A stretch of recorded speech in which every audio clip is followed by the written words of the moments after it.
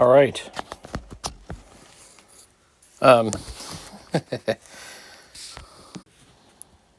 on. You got this. All right, we're reconnected. All right, we're getting somewhere. Let's shed a little light on the subject. I have all my lights in the workshop here. Whoop, white glue. I forgot what else I was doing earlier. This is one of the nagas I did. I don't know where I got these nagas. Somewhere. Hang on. There's one. Let's let her focus in. She looks a little bit grungy. It's a nice miniature. These are 15 millimeters, so they're smaller than your standard size miniature, I guess. And I had the idea of doing them as elementals of some sort. So I have 4 that are yellow, and then I have these 5 that I was going to do as, I don't know, fire? Like salamanders? Maybe these are the fire ones. The salamanders are yellow.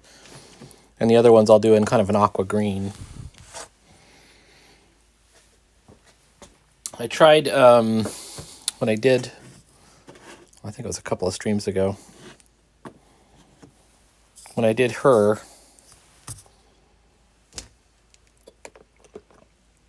I originally did her in, let's see, and I put the goop on her.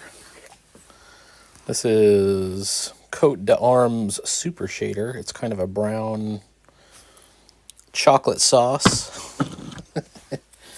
And I don't think I had her paint dry enough for whatever reason. So I ended up kind of going over it again. Also, it's really cold down here.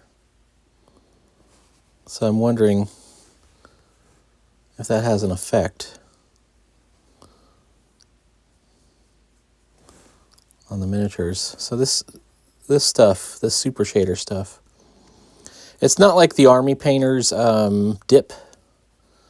It's kind of a translucent brown varnish. And you paint it on, and it's really ugly. And then you have to take it back off. Like, you have to, like, let it sit for a moment. Whoops.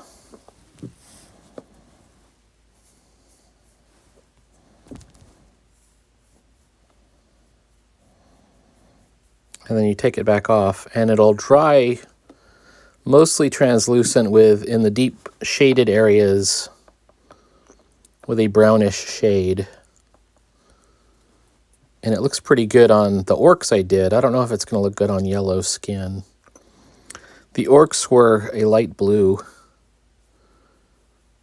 skin tone, and eventually ended up with, you know, kind of a pale brown kind of color. Let's see what she looks like when she dries. I know it does work for yellow because I did some bugbears. And as you know, bugbears, you know, I think they're supposed to be yellow. I don't know. Goblins in general. Most people think of goblins and they think of them as green, but if you look in the monster manual rather, you'll see that they're supposed to be orange, you know, red. I guess it depends on what edition you're playing. I've also got this sort of Sauron type character. I think he's done. Like, I mean, there's more we could do to him, but other than his base. Let's go ahead and do his base.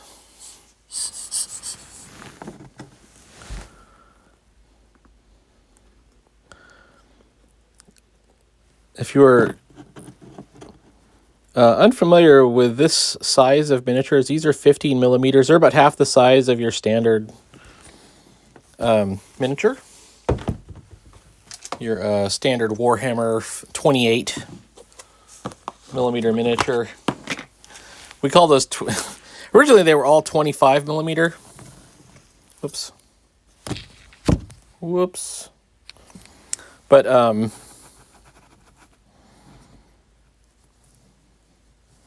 you know, you just make them more and more, you know, bigger. They used to call that heroic scale. So then it was 28. And then if you take your, like, supposedly 28 millimeter Warhammer stuff and actually measure like a typical Space Marine. He's probably like 32 millimeters, etc. All right, we're going to let this guy dry, his base, and we're going to let, I don't know if you can see it. He's drying and she's drying.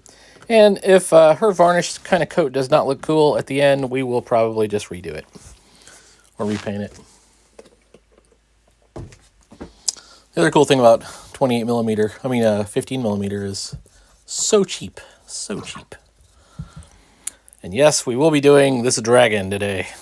Well, it's not really just a dragon. That's a jabberwock. That's a classic Lewis Carroll jabberwock right there. He's primed in dark walnut with... I dry brushed him in sort of an ecru or an off-white, this sort of antique white. As you can see, I use trash paint. Which, if you follow Eons of War, you know that it's fine. You can use that kind of paint. It's totally cool. Let me see. Oh, yeah. All right, so let's start with these 3 yellow guys first. I'm just going to go ahead and goop them, and we'll see what it looks like after they dry.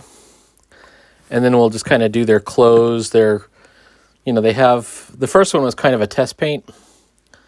The one I just did at the beginning of the stream. And so I have vermilion planned out for they have like togas on almost. There's kind of a Greek thing going on. Oof. With a chunk of congealed stuff. All right, we'll leave her there.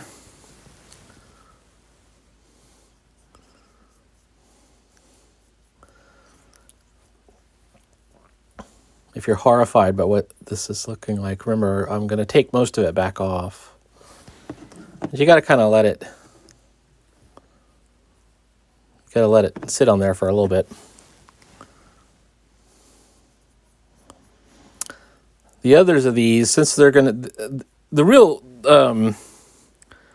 unknown quantity here has been the fact that it's the color yellow. First of all, color yellow doesn't get good opacity, so I had to do multiple layers.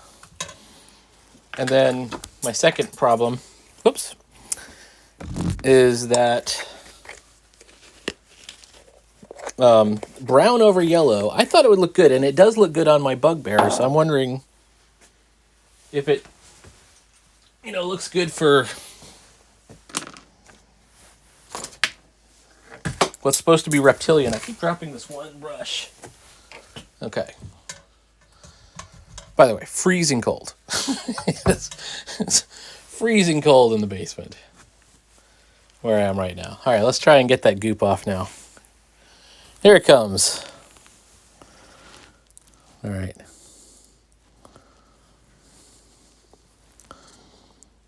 Like I said, this stuff, it shrinks and it dries translucently, so you get a very nice shade at the end of it, which is not going to be obvious today when I, at the end of, maybe if it'll, maybe within a couple hours. I'm usually only doing the stream for about an hour. This is the first time I've connected it to Twitter. I'm going to start to do that like on a more regular basis. I want to do like both a Saturday and a Sunday paint stream. Or a Saturday or a Sunday, perhaps, is the better way to go.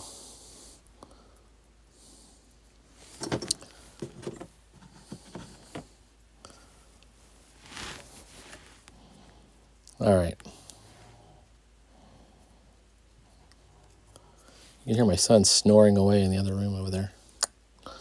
All right. Come on now. All right, give this a second to dry. Yeah, let me wash my brushes. Let's put this guy up here. I'll be right back.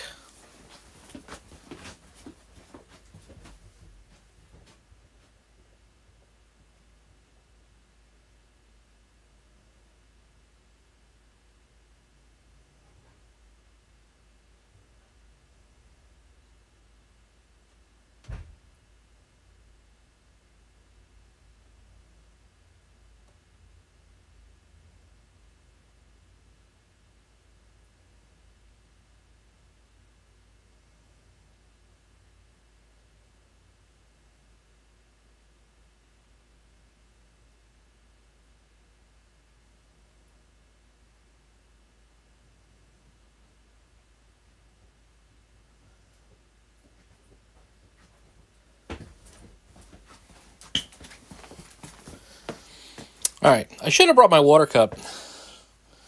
Could have filled it up again. Alrighty.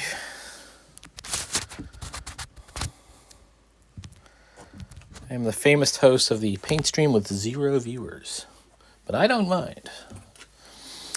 This is the color I was thinking for the dragon, which is turquoise. I want to go with like cool colors. I have a sky blue that's nice too, which is, I don't know, something like that. And a cobalt.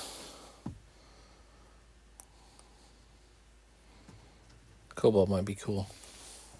I also have cerulean blue.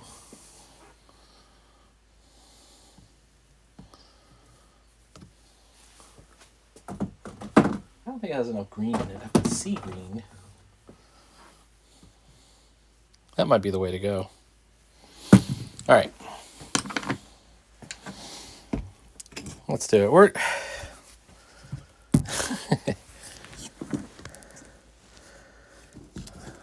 We're going to go with watery, like mostly translucent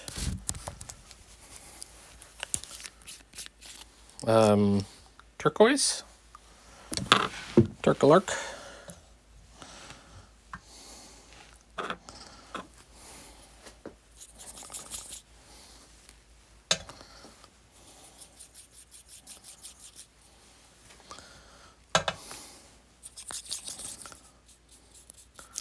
I'm hoping it's not too opaque.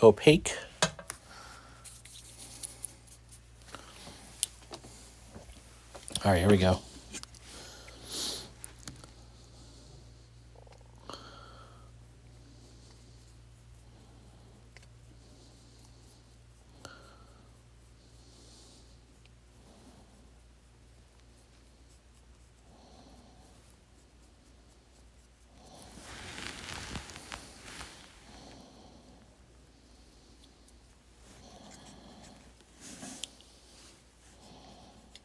Maybe I should zoom out.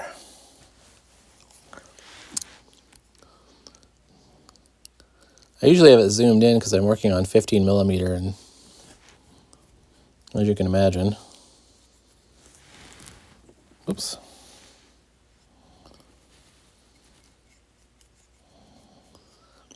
I'm thinking kind of a bony color for the horns and the, like he's got these spikes coming out of his wings. Maybe we'll shade to purple on the wings. Yeah, part of me wants to go really wild and do something really contrasting. And I think I may do that. I just don't know where to put the contrast. The contrast either goes on the wings or he's got some fin-looking things. I think I might go like with a dark purple orchid color.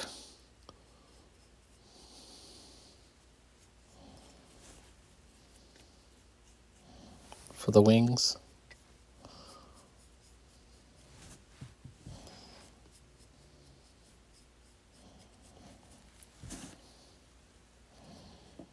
Ooh. It is not gripping on very good on those wings. They're smooth. Well, that's fine. Fine for right now. Fine for right now.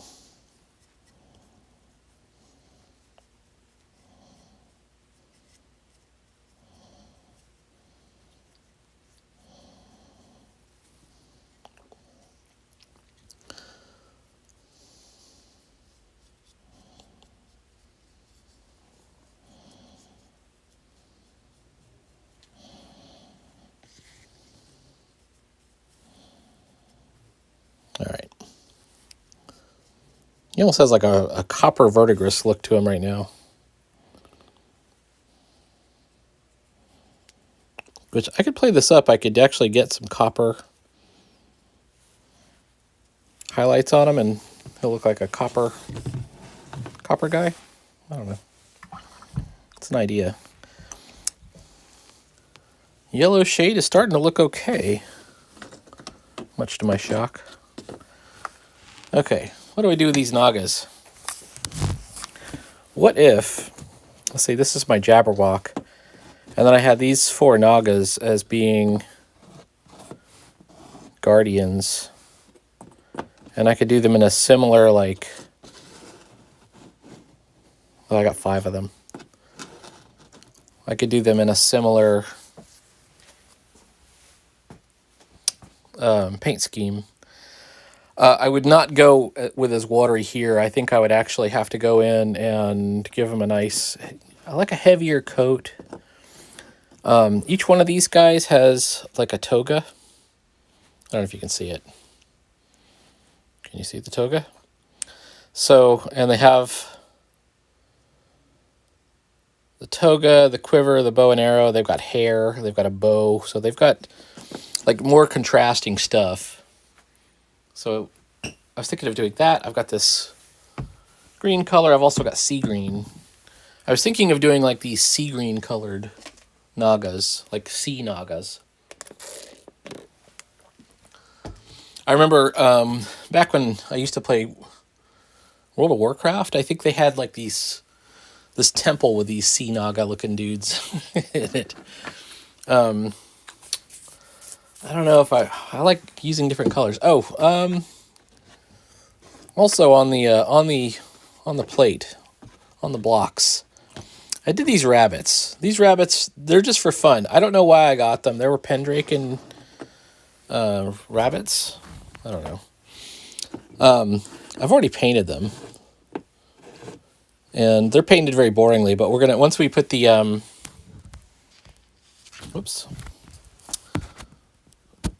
once we put the base on them, it's going to have grass, little tufts of grass. And I was thinking they might be kind of fun as, like, objective markers, maybe, something like that. Also, this is the stuff that I've been priming, and it's all ready to roll. So these are all fighters and wolves. Let me take a look at my wolves. Yeah, fighters and wolves. Everybody is nice and primed at this point. So I have quite a selection at this point. And just depending how long I can stay in this freezing basement is going to be, you know, what you'll get a chance to see.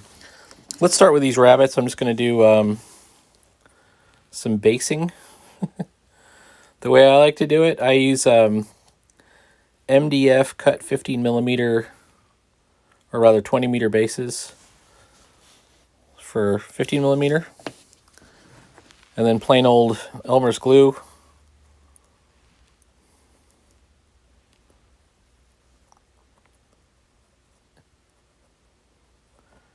And there we go, there's 2 of them.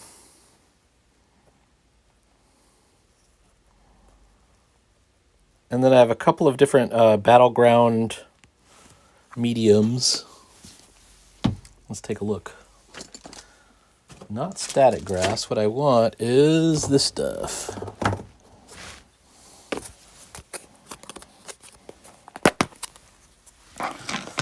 So this is, what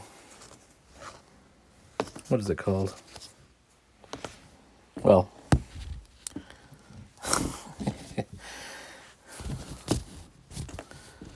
the rabbits are going in the bath is basically what's happening here. Okay, here goes the rabbits. Whoops. Okay, here they go.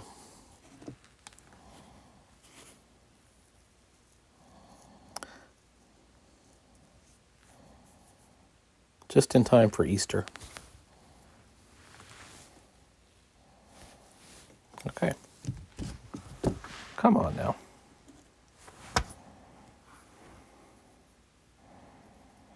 I don't know why I doubled up on some of these. I just couldn't see the the point of doing individual rabbit miniatures for the most part. I did one.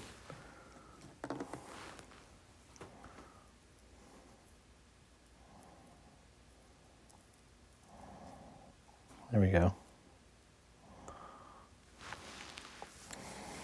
And then you can further put, like, I've got some fake rocks I can put in there, or tufts of grass that'll fit in there.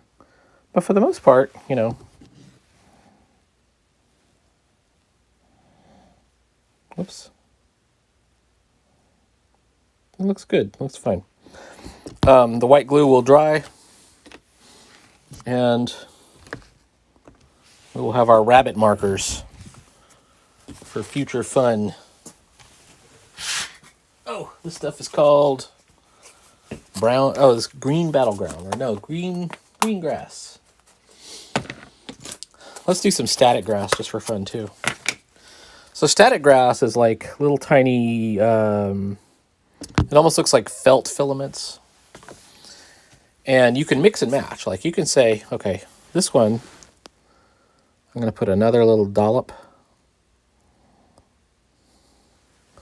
right there of glue. And then I'm going to use the, like that. It actually looks better if it's contrasting, like if you use the brown battleground instead of the green stuff. Whoa! This phone stand is terrible. The brown battleground is this stuff. Doesn't really look good on the black. Let me show you what it looks like when you mix and match, though.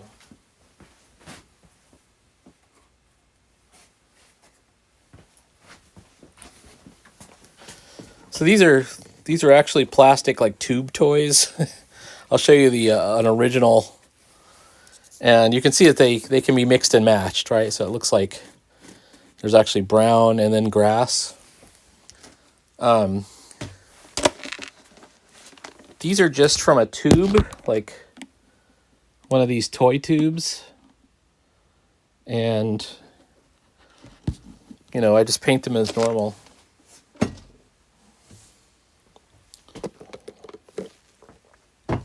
And they make great, you know, you want a larger unit for your skirmish. They look good. Okay.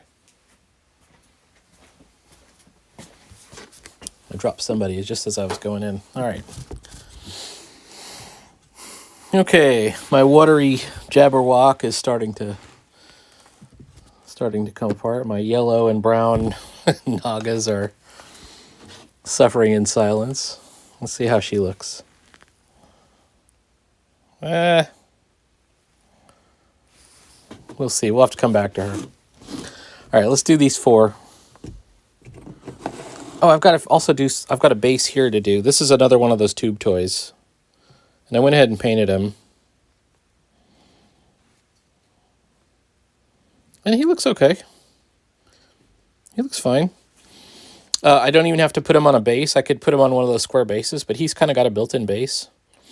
I might add some, I'm going to add some texturing to it so it looks good, but other than that, it looks fine. All right. There we go. This will ensure everything is fine. All right. I got to do these 5 guys. 5 guys burgers and fries. Okay. I'm thinking about doing, this is sap green. I thought it said sea green. Okay, how about not these? Okay. This is another turquoise. I actually have 2. This is called turquoise. It's kind of a bright blue turquoise. This is also called turquoise. I'm going to use this color for these 5 guys. I probably might. That's looking good. Okay. I got to shake it up. Shout out to Hobby Lobby, which is where I got many of these paints.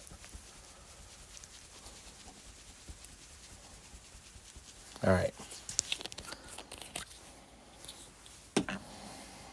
Okay.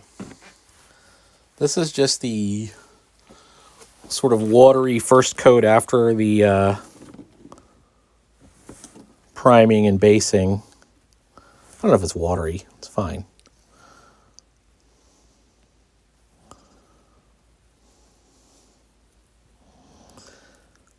You can can tell I don't get too precious with it. The cool thing about 15 millimeter is, I mean, it's small enough that you don't need to worry about it. Like, I don't paint individual eyes or anything like that. That used to be a thing to do when I was doing 28 millimeter. You really wanted to get in and paint the eyes of your dudes.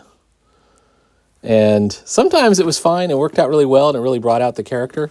And then sometimes you would like miss or be just a tiny bit off, and you would have, you know, an idiotic looking figure, you know, cross-eyed, or just, he would just look deranged or something. And then you have to redo it. Eventually you get smart and you start using like a micron or something to try and dot them eyes. Anyway. Yes, you're probably thinking, oh, he's just slathering paint on there. Yes. Yes, that is indeed what I'm doing. It's watery enough that, like I said, they're primed dark. Then they're dry brushed light. So the dark areas will blow through the opacity of the lightish paint.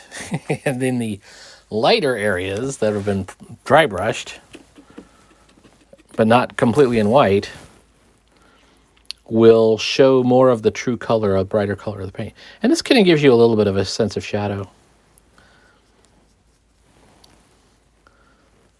Some of you are skeptical, but it is a easy and quick way to do it. Painting miniatures anyways is not meant to be hard.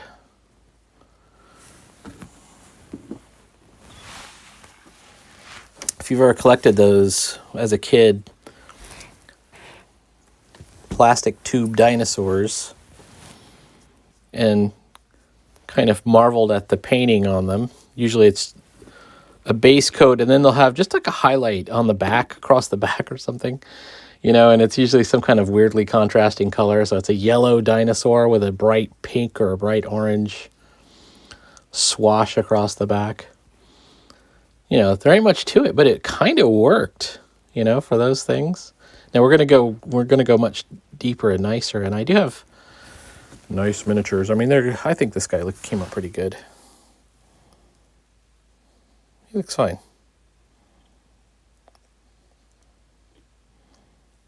You don't have to go nuts. All right. What now? This is boring, Peter. We don't have any finished miniatures to look at. We've only got these slathered in paint or slathered in brown goop. Freshly gooped guys. Dr. Sanjay Gupta dudes. Let's take a look. Oh my gosh, that's looking bad. Let's fix that.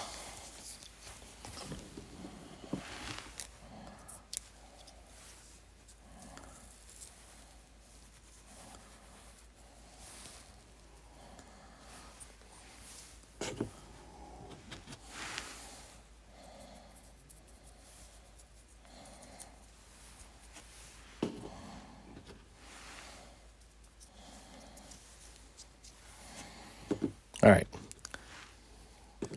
These are not going to end up very opaquely blue or turquoise at all, in my opinion. You can see how opaque the prime coat comes out. So you got to kind of build up your dry brushing and highlighting to make them a bit more.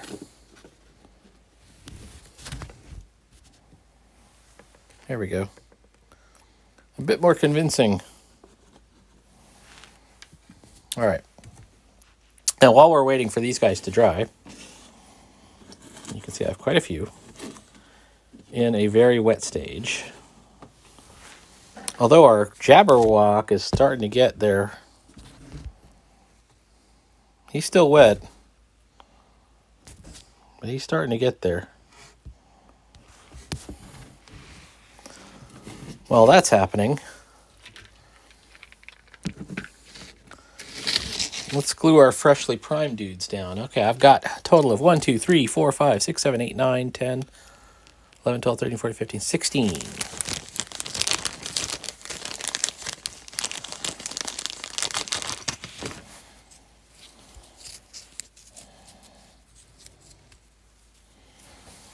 One, 2, 3, 4, 5, 6, 7, 8, 9, 10, 11,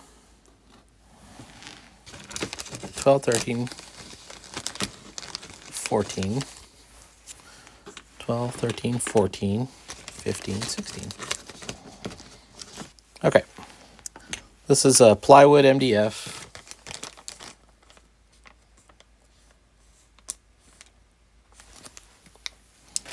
And what we're going to be doing is we're going to paint these all black. And that will be the base. Let's see, this is sequin black. I want lamp black. Lamp black.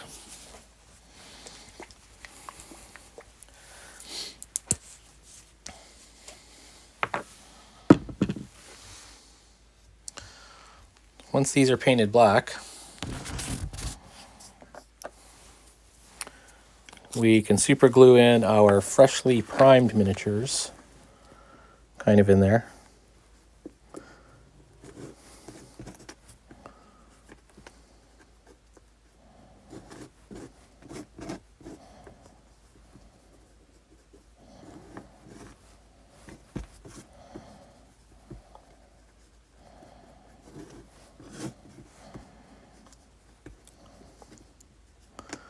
Everything's sort of done in stages.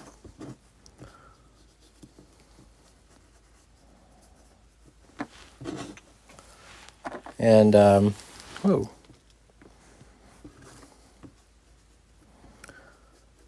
So once we get these primed, we'll probably select some more miniatures even that are unpainted and throw them in the primer box to get spray painted.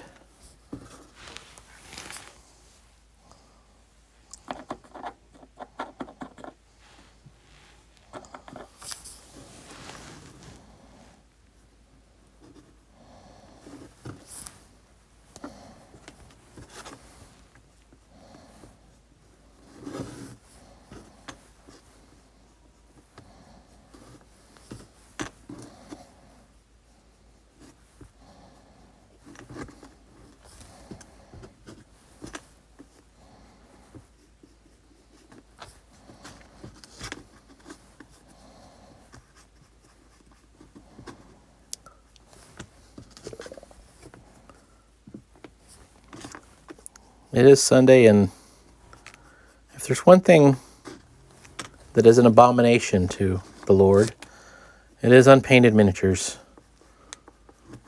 All right, there we go. Now, it's going to take a while for these to dry. Actually, a couple of them are already dry. Those two are dry. It doesn't have to be super great. You're just going for coverage because remember, at the end of the day, you're going to cover the black bases. You're going to cover it with terrain anyways. This is just so that nothing shows through. All right, hang on. Let me make sure I've got a mostly clean brush.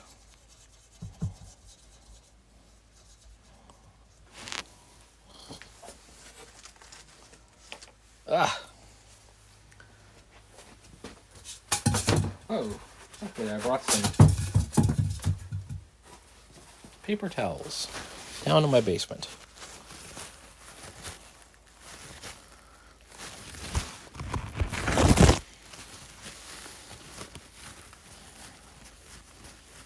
I'm wondering if there's anything I should do with the rabbits.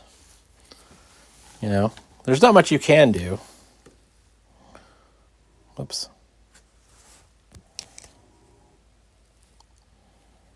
They're fine as is. Whoops.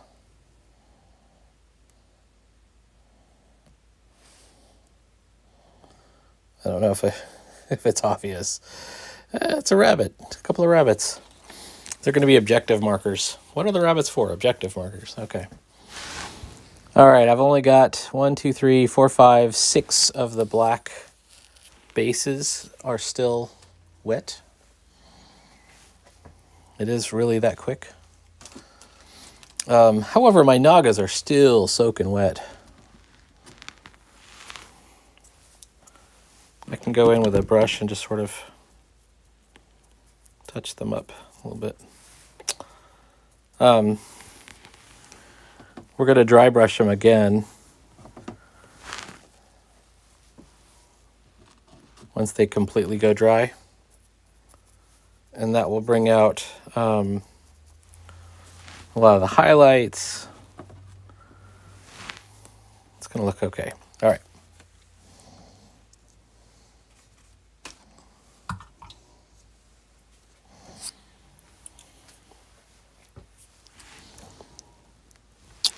Naga's doing well. Okay, while we're waiting, let's look at this guy. He's pretty much done except for the base. So let's move all this aside. Let's work on his base.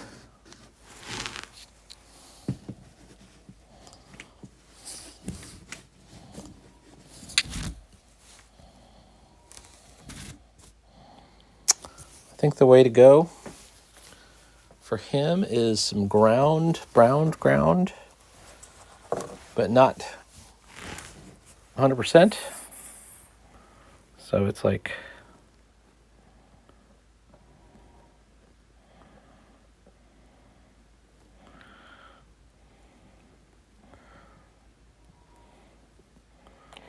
I've heard some places even suggest like you can mix your white glue with water. I don't do it. It's just too much trouble for me to like, what am I gonna get a mixing cup or something like that?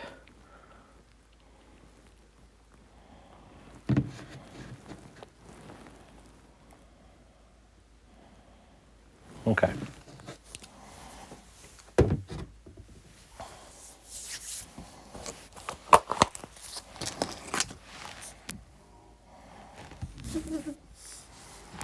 All right, we're going in the bath.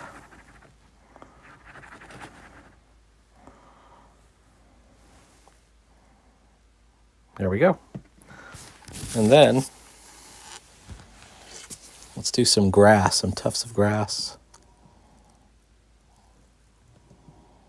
A little more glue.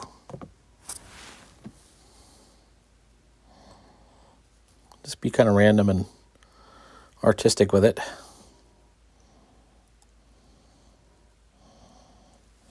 Okay.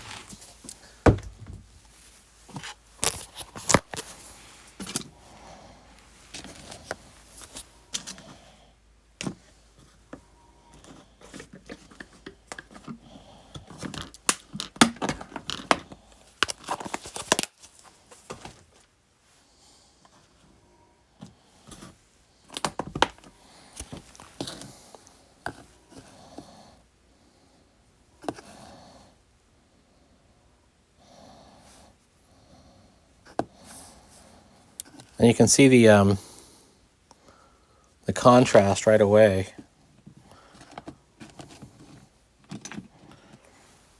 When you throw it down like that.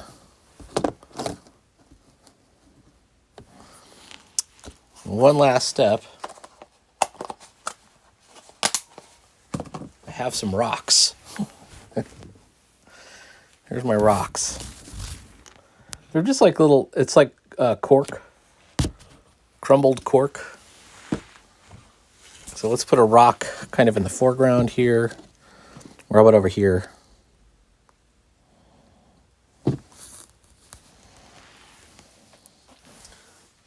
Well, the tip of my Elmer's glue is getting kind of gnarly. All right, let's put a rock in. And the rock could be a rock. It could be a section of fallen tree. You know, it could be anything.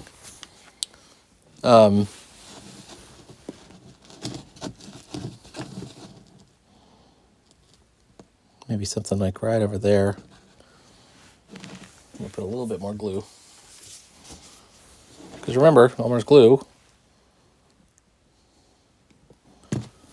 dries translucently. All right, here we go. Okay. This kind of looks like a Gamma World robot to me. All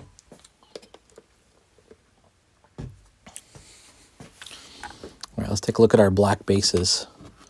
We're all good except 2. All right, so let's start. We can start basing those. You can just sit there and dry. Let me zoom out a bit. We're going to arrange all of our bases in nice, neat rows.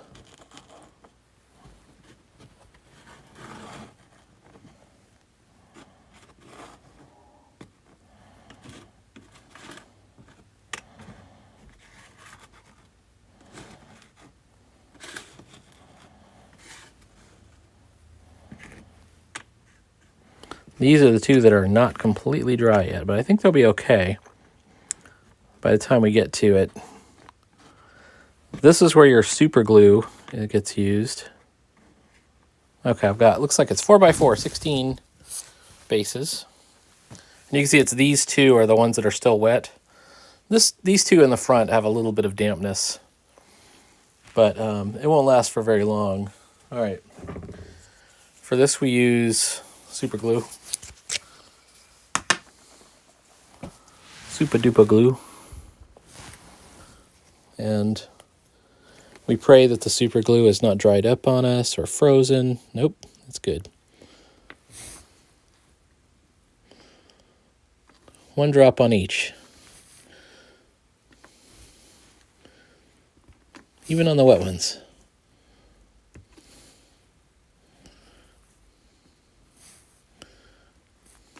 Oof.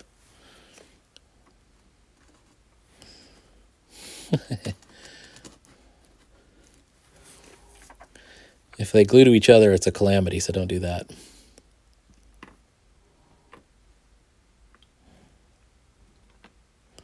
You know, once you get it going, it's like you can't stop it from coming out.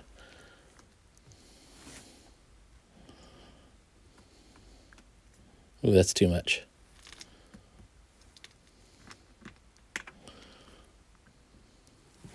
Okay. Each one gets a miniature.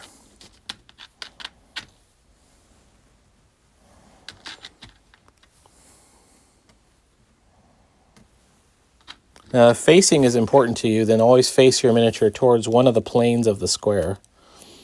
If it's not important, you could do it on an angle.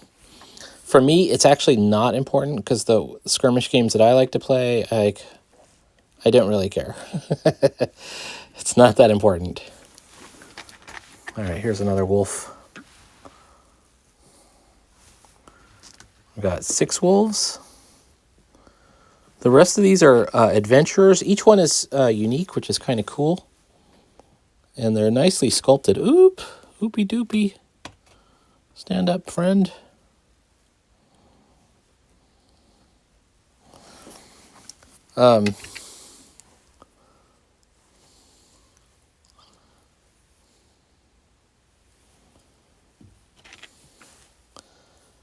So I guess in miniatures gaming terms, if we were playing, I don't know, Song of Blades and Heroes, which is my favorite. Whoops. These would be sort of high quality heroes, in my opinion.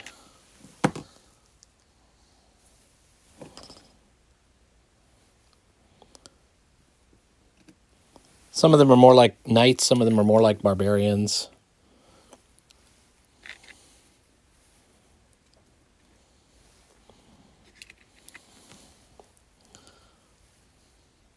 This guy looks a little bit more like a Viking. This guy.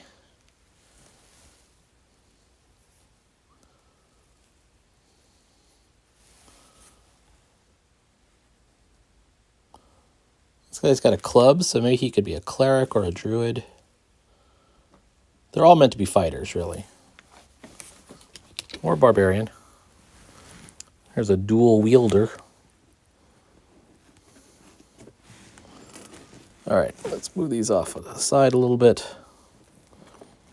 And the super glue, for the most part, Oh, this guy's got a hooked bill. A polearm fighter. Nice.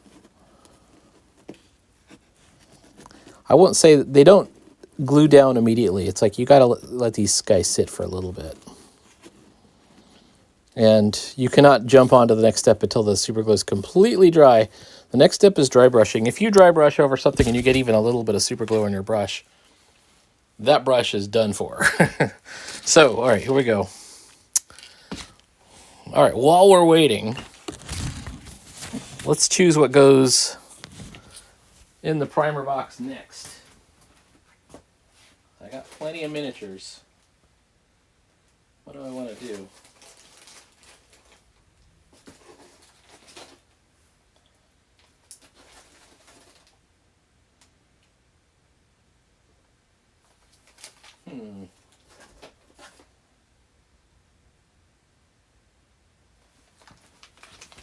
I think these are some ancient Greeks. Let's take a look.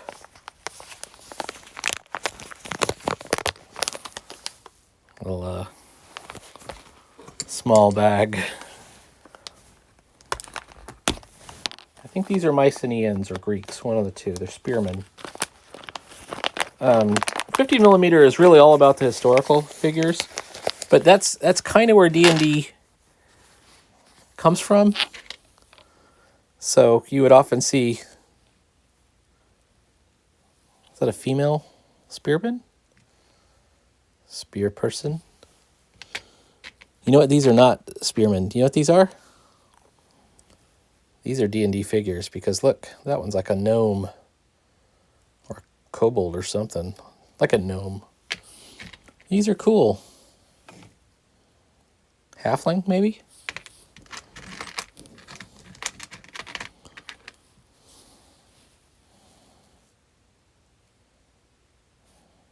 Nice. Kind of a medieval looking dude. All right, we're definitely doing this group. Oh, I like this one. It's kind of a halfling, a little tiny halfling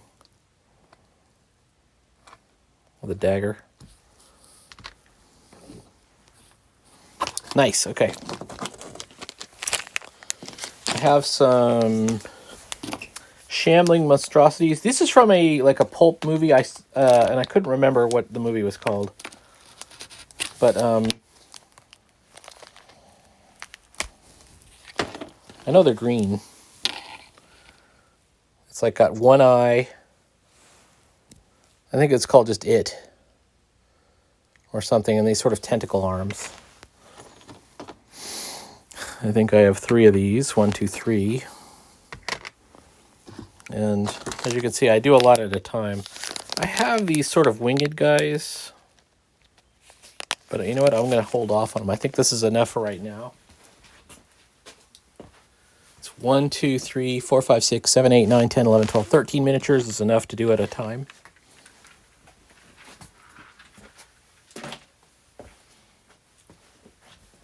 And what I'll probably have to do in a second is to work through them. Oops, hey now. You want to make sure that they all stand up on their own, that there's no lump of metal that got stuck in there, and then you sort of go around the seams and make sure that if they need trimming or cleanup. Usually not as bad on the 15 millimeters as it is on 28. Well, I take that back. Modern 28 millimeter miniatures are nice. However, they're just too expensive.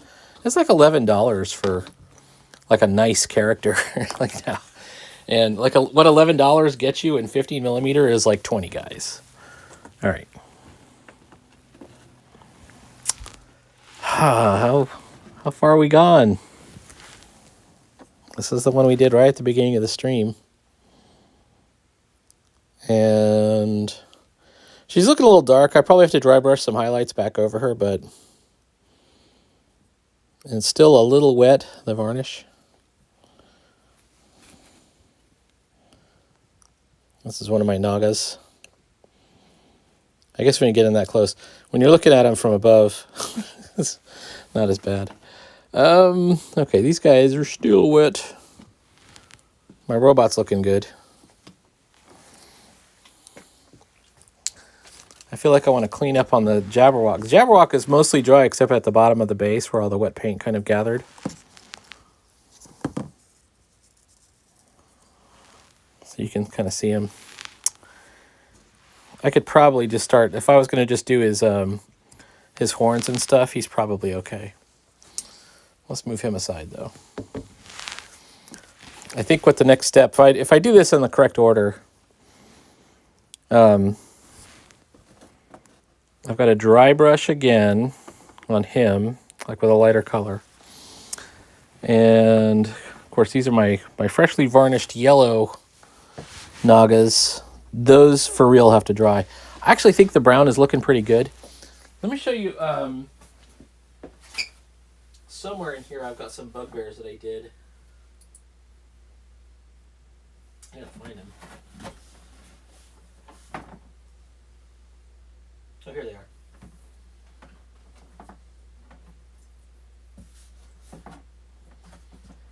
Which shows you what that brown varnish looks like against yellow. I think it's the exact same yellow. So, and I'm going to go with a similar color scheme of yellow and what I think is called vermilion. It's kind of an orangey color. Let's zoom in.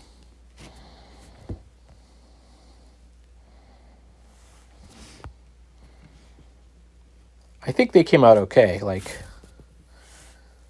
these dudes look good. Like, I would be happy to be gaming with these dudes.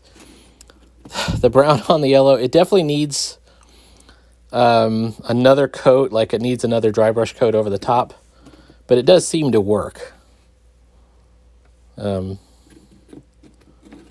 just fine. And I have some orange goblins that go along with them. Orange being the monster manual, the first edition monster manual color of goblins is red or orange. It is not green. All right, we'll just leave those there. They look kind of like, who do they remind me of? What is the hairy beast in Labyrinth? I'm trying to remember what that character's called. Ludo. Bugbears remind me of Ludo. All right, let me move these guys off. I think I might have painted myself into a corner, though, because these guys are drying. He's drying. They are drying. These guys are drying.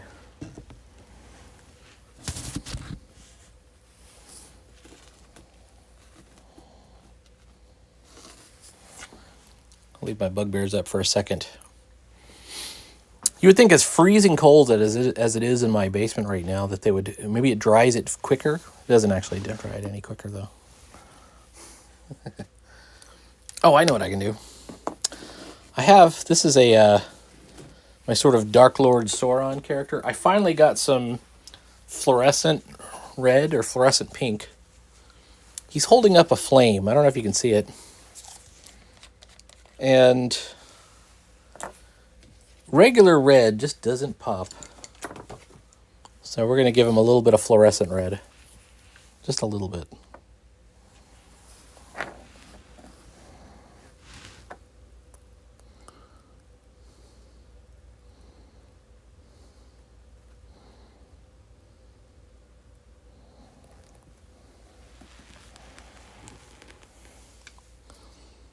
And I might even do some like yellow highlights on him.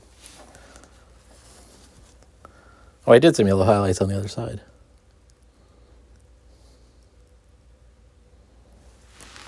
A little bit on the gem on his sword. All right, there's Dark Lord Sauron looking good.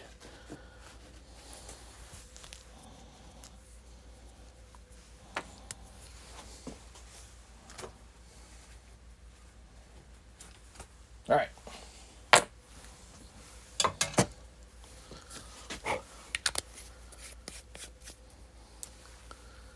Keep it rolling, keep it rolling.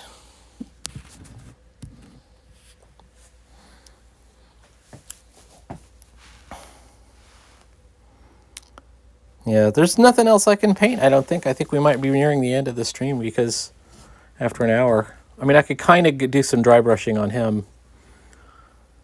Here's what happens. If you dry brush something that isn't completely dry yet, if it touches the wet part,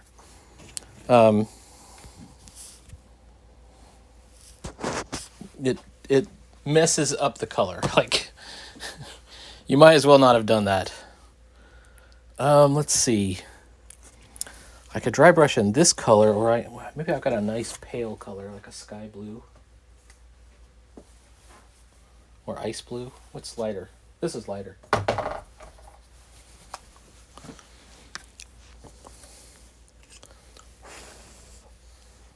All right.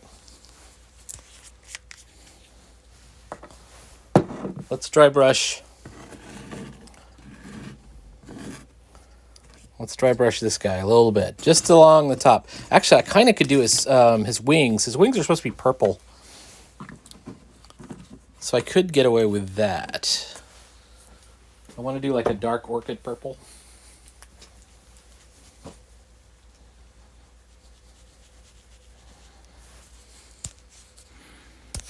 And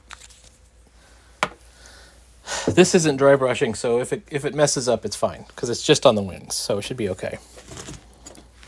Because I can still see, look, it's still a little bit wet in there. Like the outer part of the wings is good. We should have a nice chalky color like that. But on the interior here, it's still wet. I'm a little bit reluctant. Let's see.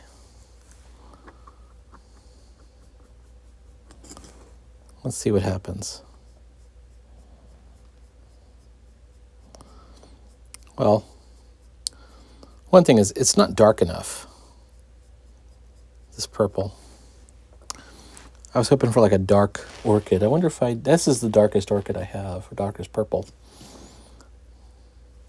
This is called dioxazine purple.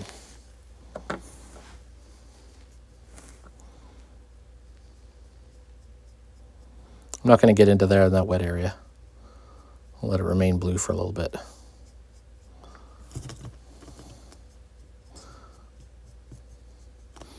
These little thorny bone projections, those are going to be done in like a bone color. And we'll try and gradient, like where it starts to transition back into scales, we'll try and do like a gradient. It's kind of hard to do. I am not that great of a painter. I do actually have an airbrush down here. It's my girlfriend's. Maybe I can set that up.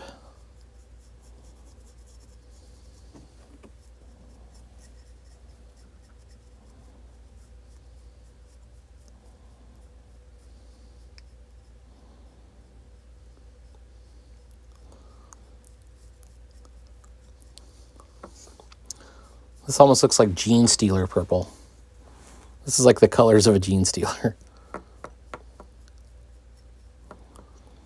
Those are the first Warhammer miniatures I ever painted were Gene Stealers. I got like a box of just 8 of them, and I'm like, I've got an army. An army of Gene Stealers. And the answer is, of course, no. You don't really. I like the original rules of Warhammer because it was sort of like, it wasn't like you had equal sides. You just brought whatever models you had. Like, you could have completely unfair fights, and it was totally cool. It was fine. You know, that would be the engagement of the day. If you wanted to have 2 Marines against 8 Gene Stealers, you know, you could, and that would be fine.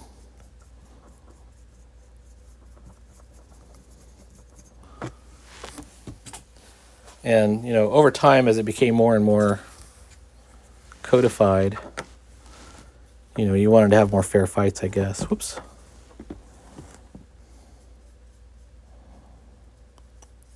But that was the original rules, Rogue Trader. I almost I had an eBay auction I won for an original Rogue Trader volume. And then they flaked on me. They're like, you know what? I don't think I'm going to be able to sell it.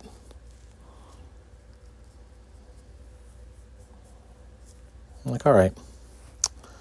Later on, I found a PDF of one and stuff, and I was interested in it. Okay, so he can probably still stand for some shading at some point in his life. We'll use that same brown varnish later on, not right now.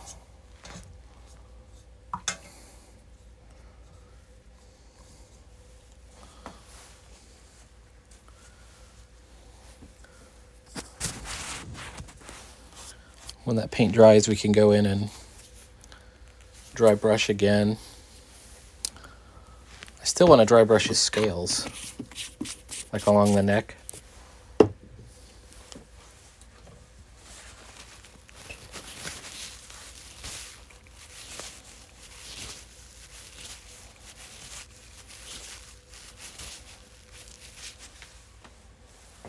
All right. Now, which way to go? Dry brush with this? Dry brush with metallic green, maybe? Metallic green might be a way to go. It's not really metallic at all. It's kind of a sea green color. I mean, it's got a little bit of the satin to it, or the silk satin.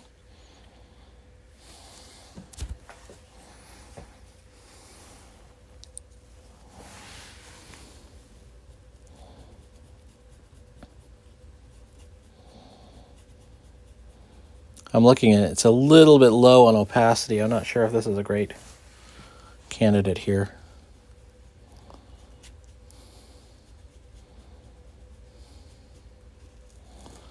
Might be that my brush is a little bit too wet too.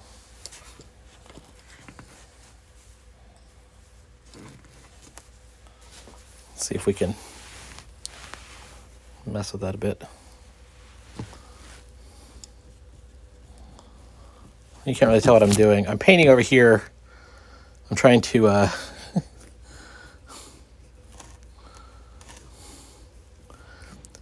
basically get the paint the right consistency for dry brush, because it's not. It's a little bit too damp.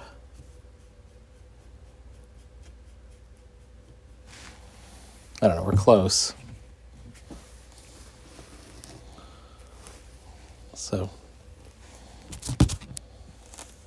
let's just try on his arm here.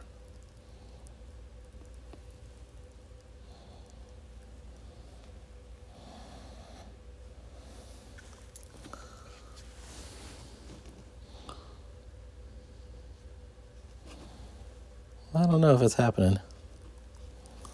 I think I need to go a lot brighter, like a different color.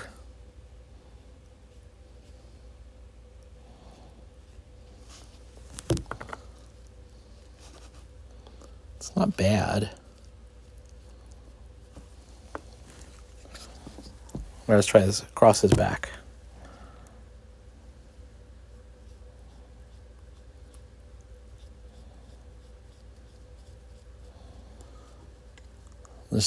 There's wet paint over there, so I'm a little afraid of it. You want to get it so it's picking up the light areas and not drowning out the dark areas.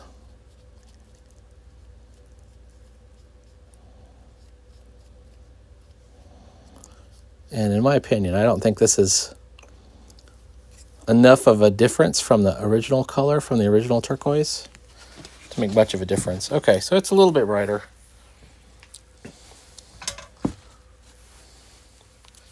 Let's try something different. Let's try something more like, well, first of all, let me close this up. I'm going to try that ice blue. I think that might be the way to go. Is this winter blue?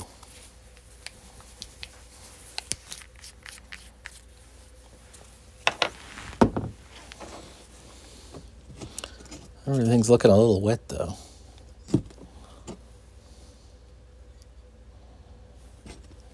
Let me give it a second.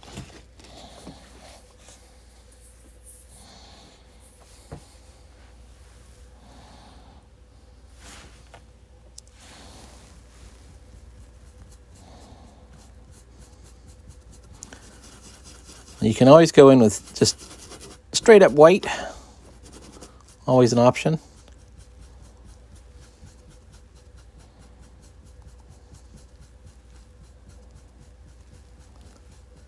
But if you do the white in such a way that it sinks down into the shadows,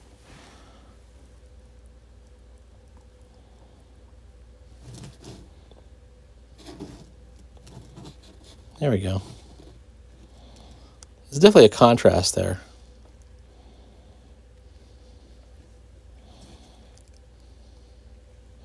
This is too wet still.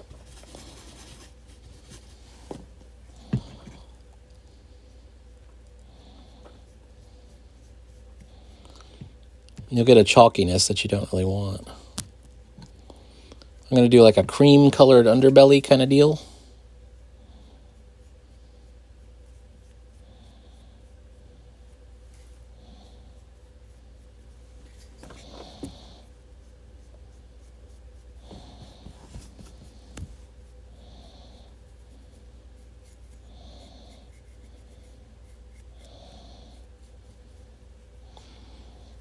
All right, if this dioxazine purple dries out, we can do a bit more.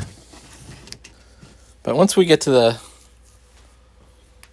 the point where we're shading and doing the details, he'll look a little bit more convincing with his goofy purple wings. Oh, my super glue is starting to dry on some of these, but not all of these. This is my unpainted group. Painted group, and unpainted group. This is actually painted.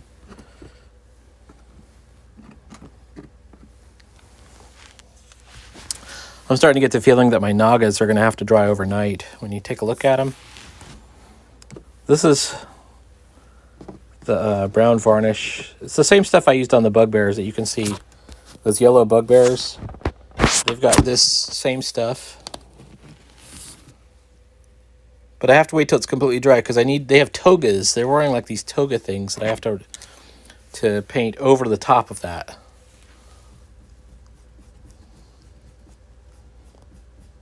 Which is going to be vermilion or orange, dark red orange, something like that. I don't know. I'm going to go with vermilion because I have it. I'm quite a fan of this vermilion color, which is right here. I have a red orange that's not bad.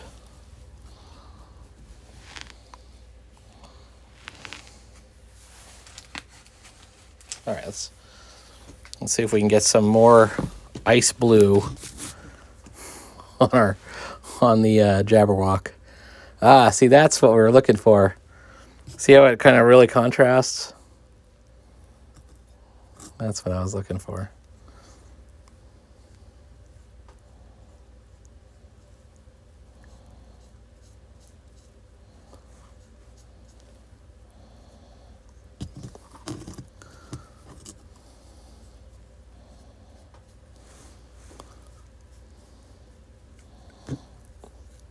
And then the more detailed the miniature, the more it kind of comes out. Oh, our dioxazine purple is nice and out now. Okay, this is going to look bad. It's going to look kind of chalky when I first do it.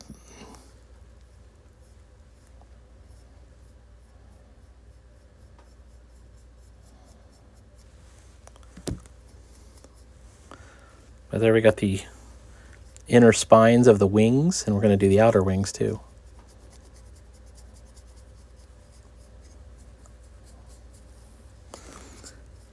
The varnish on this is going to look really good. And we'll even do maybe another translucent purple coat that'll look pretty good, I think.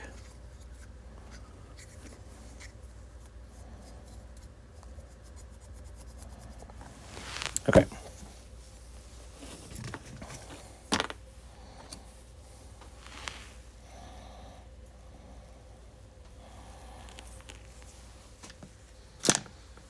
All right.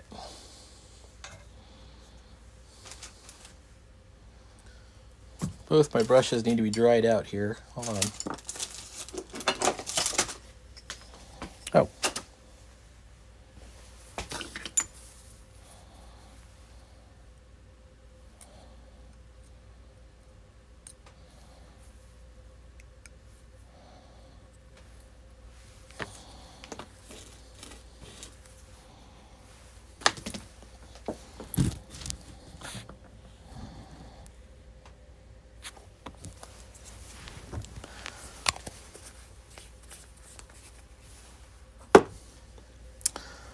I'm going to paint, let's use this vermilion.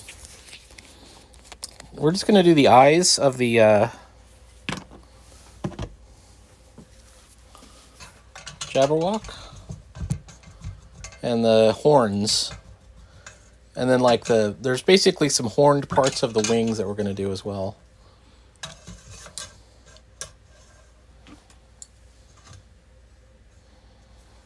I'm going to really dry out these brushes first, though. Hang on.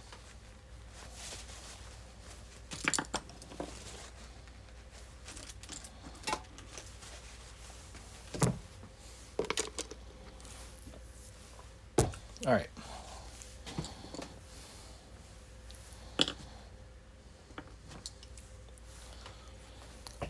Let's start with the eyes.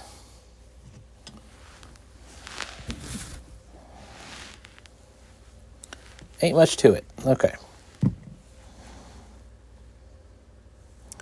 This is that same vermilion color I just showed you.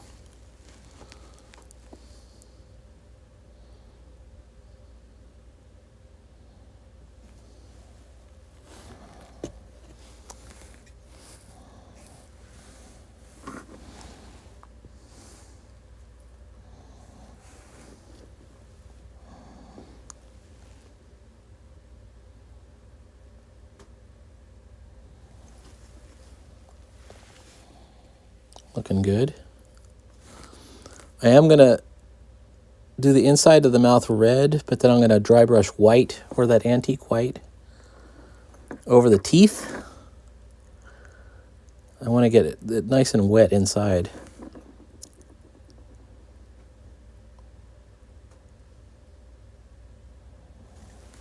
Okay.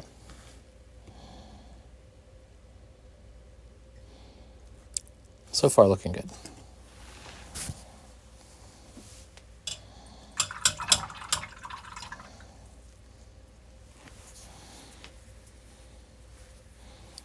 Unbelievably, my nagas are still not dry.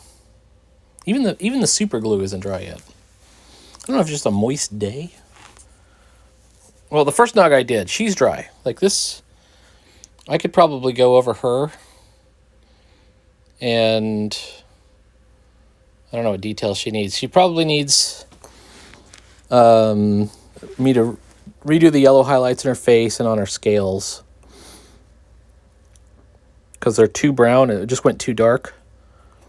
But it's the same concept that we just did on the jabberwock over there. We're just going to use a dry brush and a light yellow.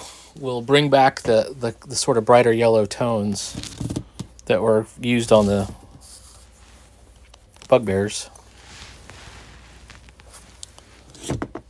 Oops, hey now. All right, let's do this. Do these horns.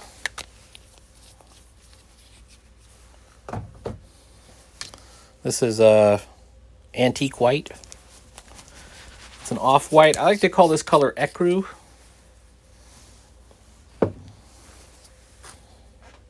My ex-girlfriend was a big fan of this color. She was a painter. Let's see.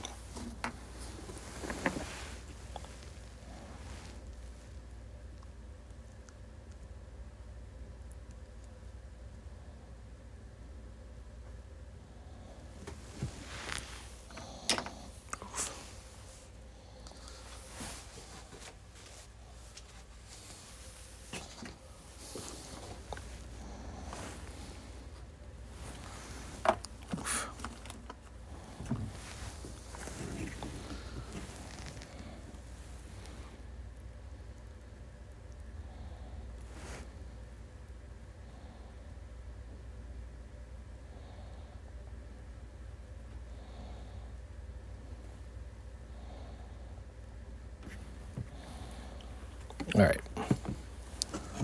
That's all looking pretty good. I'm just setting it on its side so that I can get the right angle without having to manipulate it too far.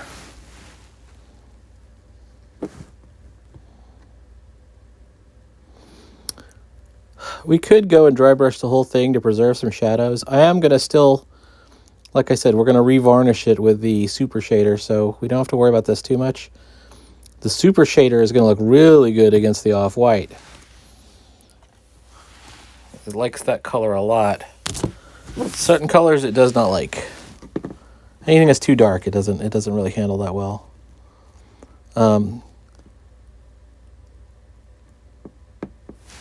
I'm still unsure what it's going to look like against the purple. I don't think I've done that one yet. This is the other horn. Whoops.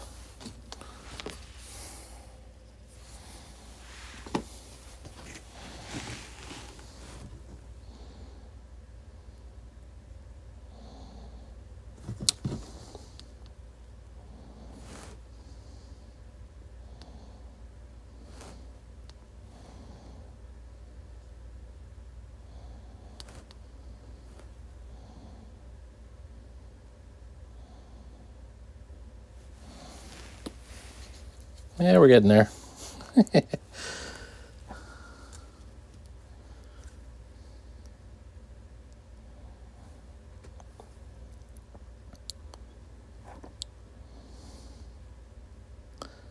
Beware the jabberwock, my son.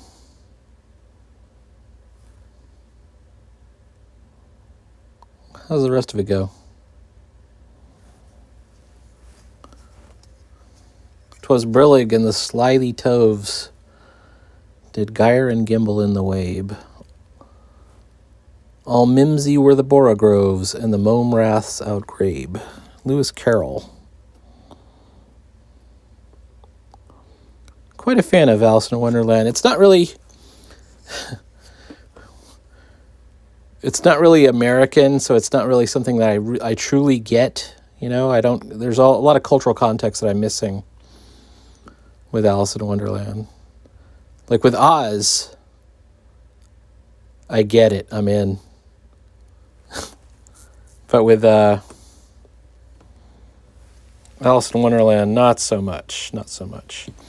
Okay, these are the horns on the wings. You can see there's a couple of them. There's one here. There's one here.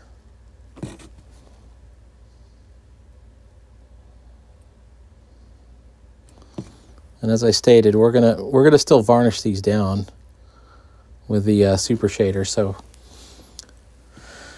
you're gonna see some shading on these as well once we get it together.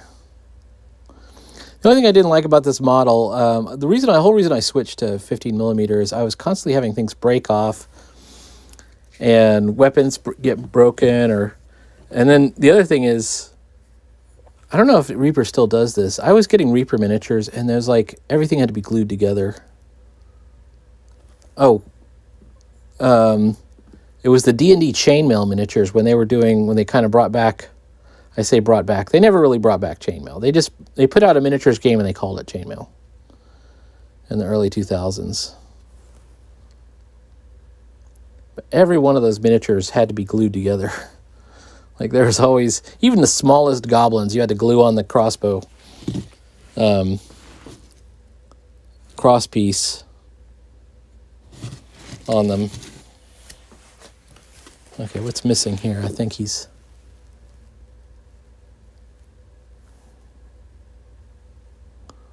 we're definitely going all in on the cool colors, cool temperature colors. I need to do his teeth, but it's too wet in there.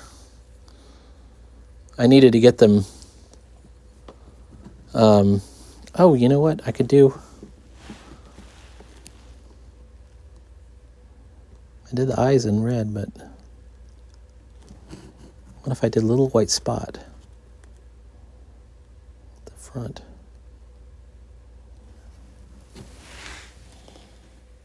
Looking good. All right, how about the fingernails, the claws. The claws that catch.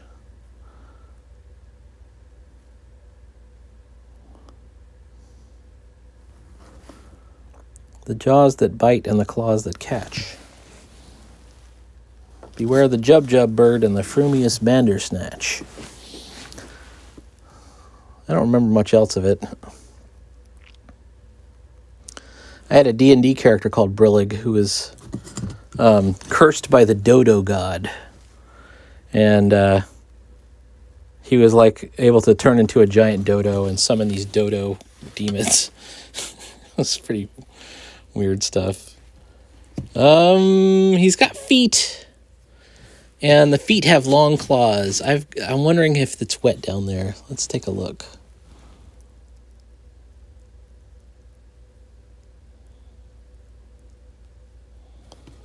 It's like a quasi dry brushing technique. I'm just trying to be I know it's a little bit damp down there. So I'm just trying to brush. If it goes too deep, it'll mix with that blue color. Yeah, it looks like it's doing all right. Okay, that seems to have worked.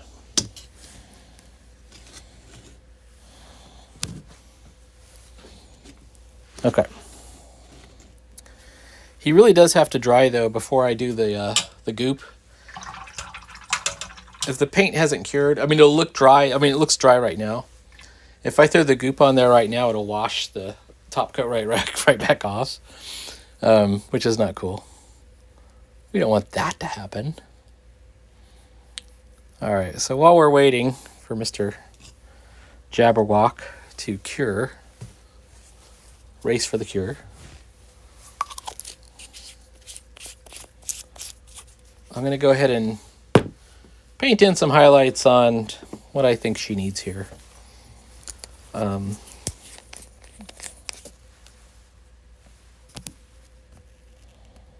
trying to zoom in. Zoom in.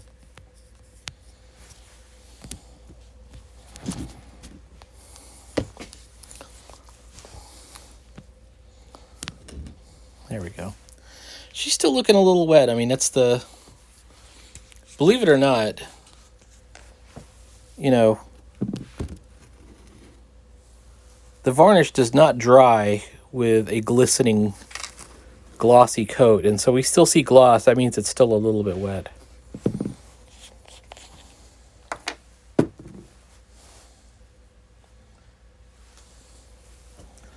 So this might not be the best thing to do, but we're going to take a look.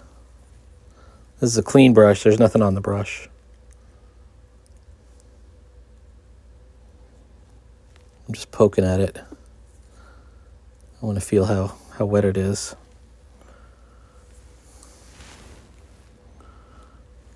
All right, we're going to use a tiny bit of paint. I don't know if you can't really see what I'm doing.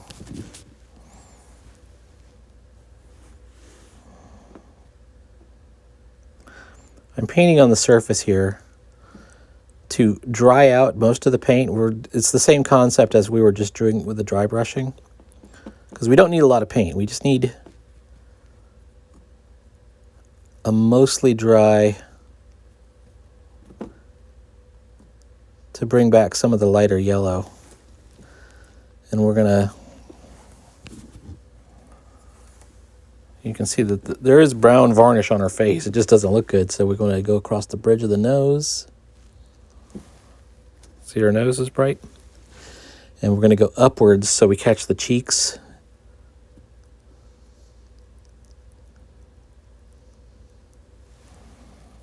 There we go.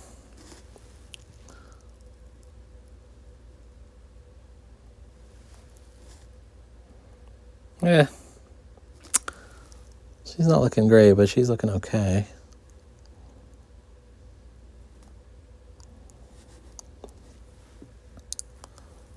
For the rest of her body,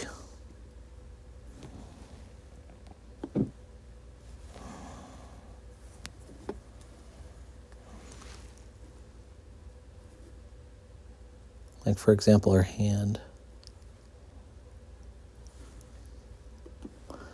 I think it's important to have that brighter yellow so that the varnishy shadows kind of stay in the shadows.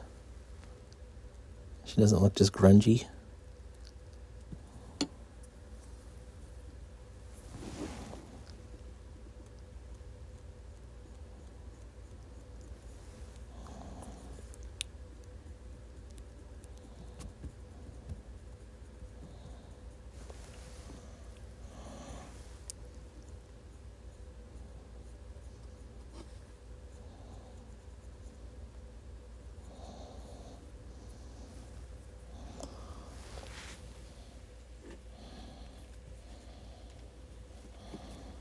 That's looking okay.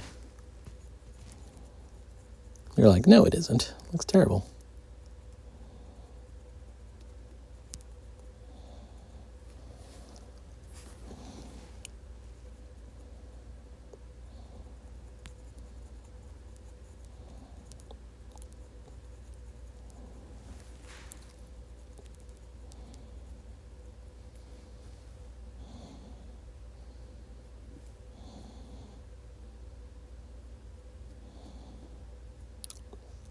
It's hard to do the highlights on red because if you use white, it comes off as pink, which is not what you want. So to highlight red, you got to use yellow or a different red. My opinion, anyways.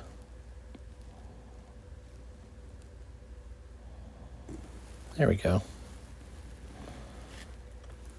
All the detail on her forearm guard starting to come out. And on her bow.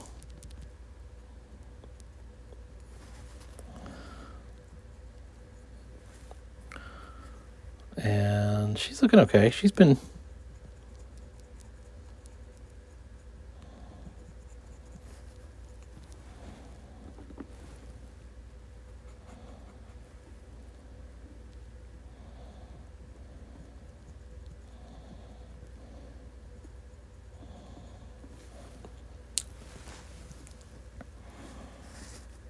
Okay. We could probably go in and do her eyes. But I think she'll look fine. Because remember, she's a 15 mil. She's not a 28 millimeter. So, just the fact that we have a shadow there already is already good.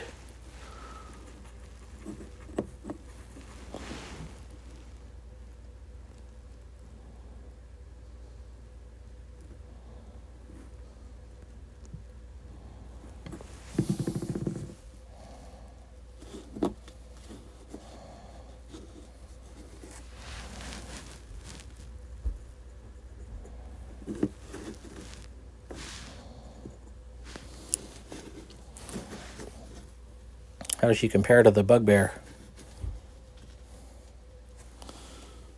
I think it's actually the same hair color I went for.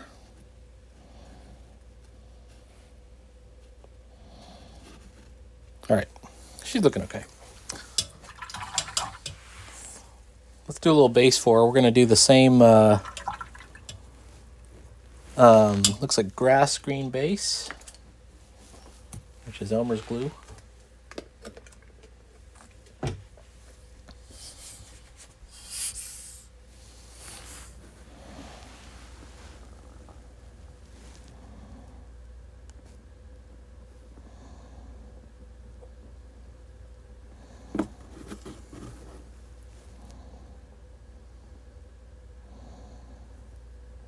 All right, hang on, boom.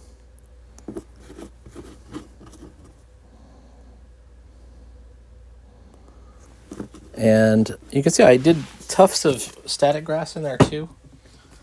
I think I might just do... Oh, I don't know. I'll do this. I'll do the static grass. I could do a rock.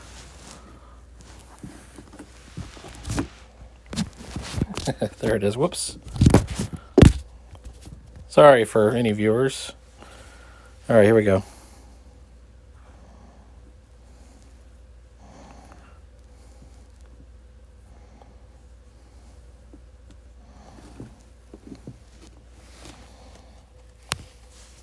Okay, that's looking pretty good. And then let's drop another tiny bit of glue. We'll do a rock. Let's do a rock on there.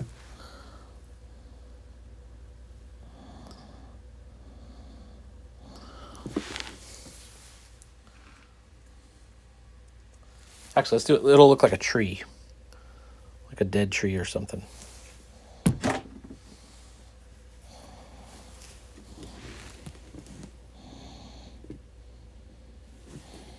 There we go. Remember, the glue will dry translucently, and she will look okay. I could put a tuft of static grass in there too, maybe.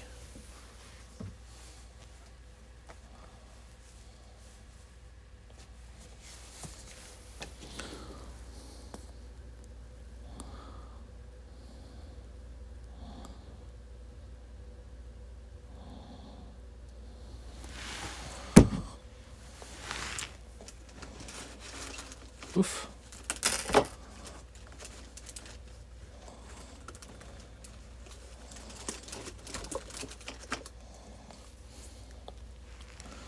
It's too close to the edge, so we're going to push it a little bit further.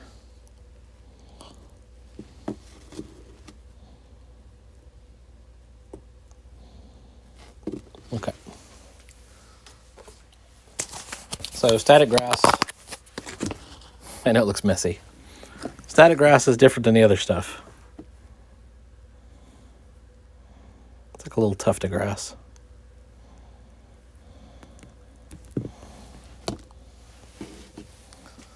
Looking good.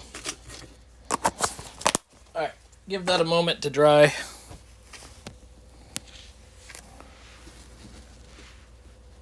And our little tree will dry, or rock will dry translucently. Let me take off the edge here.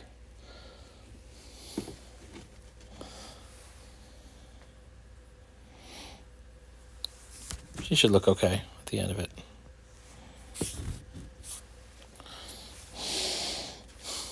That'll be our yuan tea. Yuan tea. All right. I keep checking on my other stuff. Some of my miniatures are dry, and some of them are not dry. Ooh. Not cool.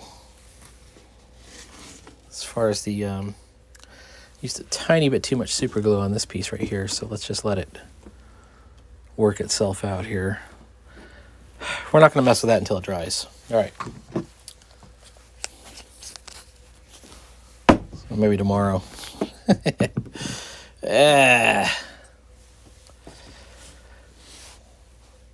She's just about ready. She's almost ready. This is the one I did at the beginning of the stream an hour and a half ago. All right, let me think. Yeah, I think we're going to let these go for another day.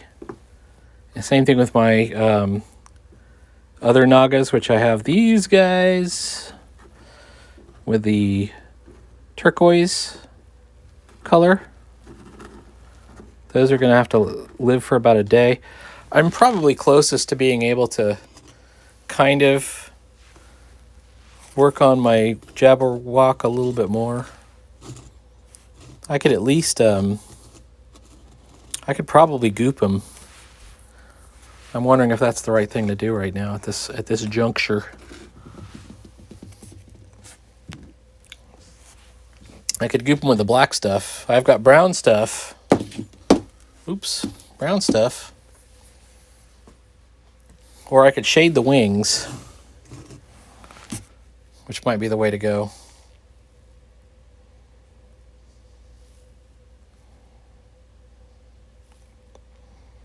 How could I shade the wings? Let me think.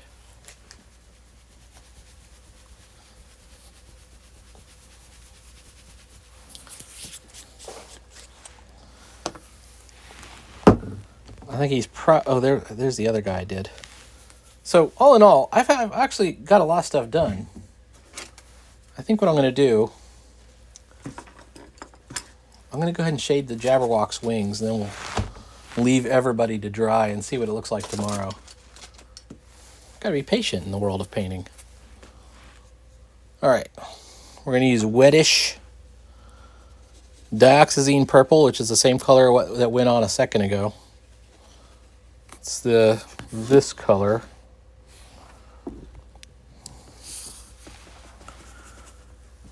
By making it wet, it's going to be a bit translucent, so some of the lightness should show through, but it's getting dyed back down, so it's kind of a wash. And ultimately, we would love it if...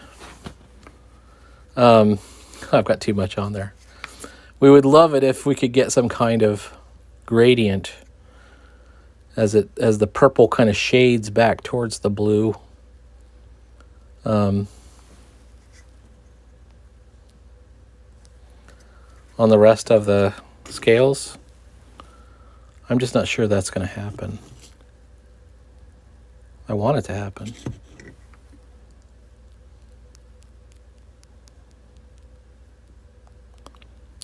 You guys like Buffy St. Marie? Soulful Shade of Blue?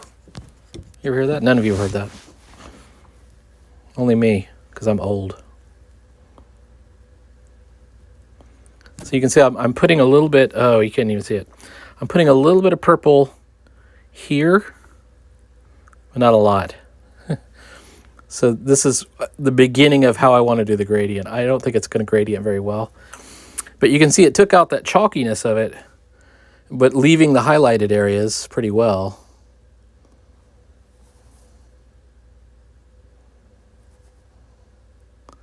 But it's no longer a contrasting color. It's just it's a lighter shade of purple. And then when we throw the goop on there, the dark brown goop anyways, everything's going to be a much darker shade, including purple. And yes, you can shade right over a color. I could even do it with the black. So this is the brown goop. Where's the brown goop?